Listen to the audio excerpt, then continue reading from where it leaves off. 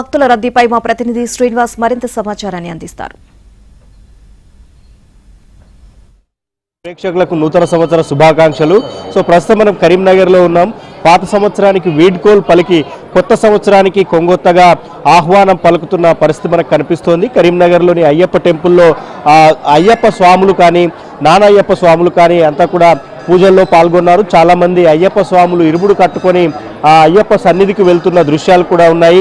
So కుటుంబ సభ్యులందరితో కూడా ఇక్కడ ఇరుముడు కట్టుకునే ఆ కార్యక్రమానికి పెద్ద సంఖ్యలో భక్తులు వస్తున్న పరిస్థితి అయితే మనకు కనిపిస్తోంది. సో ఏమనిపిస్తోంది, ఈ లక్ష్యాలను అంటే 2026లో ఎలాంటి లక్ష్యాలను పెట్టుకున్నారు మీరు? మేము ఈ నూతన సంవత్సరం మేము మాలలో ఉండగా రాగా అంటే గత కొన్ని సంవత్సరాల నుంచి వస్తుంది.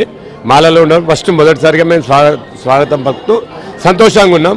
అలాగే మా అయ్యప్ప స్వామి మాల ధరించిన స్వాములు కానీ భక్తులకు కానీ అందరికీ ఈ కొత్త సంవత్సరంలో సుఖ సంతోషాలతోని ఉండాలని కోరుకుంటూ వారికి శుభాకాంక్షలు తెలుపుతున్నాము. సో ఈసారి అయ్యప్ప స్వాములుగా మీరంతా శబరికి ఎప్పుడు వెళ్తున్నారు? లాస్ట్ ఇయర్ కూడా మీరు అప్పుడు దీక్షలో ఉన్నారా? ప్రతి సంవత్సరం జ్యోతికి వెళ్తున్నాం స్వామి. ఈ సంవత్సరం మాత్రం కొద్దిగా ముందు వెళ్తున్నాము. భక్తుల రద్దీ కారణంగా కొద్దిగా ముందు డిసిజన్ తీసుకున్నాం. స్వామి శరణం.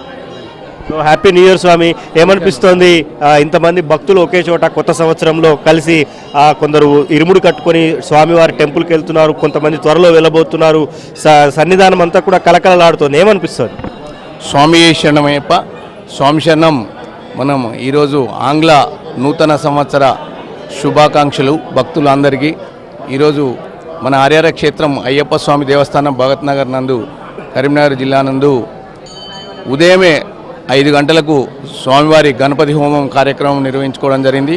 భక్తులు పెద్ద సంఖ్యలో గణపతి హోమంలో పాల్గొన్నారు. అలాగే స్వామివారికి విశేషంగా ఫలపంచామృత అభిషేకాలు చేసుకున్నాము. అలాగే ఆరతి కార్యక్రమం జరిగింది. ఈరోజు పెద్ద సంఖ్యలో స్వాములు శబరిమలై సన్నిధానానికి వెళ్ళుటకు ఇరుముళ్ళు కట్టుకొనుటకు దేవస్థానానికి అత్యధిక సంఖ్యలో విచ్చేసిండ్రు. మా పెద్దయ్య గారు రాజయ్య గారు చాణక్య గారు ఆధ్వర్యంలో మన ఇరుముడి కార్యక్రమాలు నిర్వహించడం జరుగుతుంది.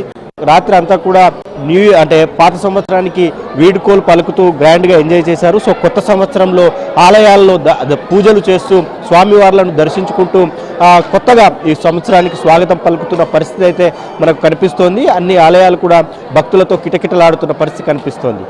వీడియో జర్నలిస్ట్ సంపత్తో శ్రీనివాస్, ABN ఆంధ్రజ్యోతి, కరీంనగర్.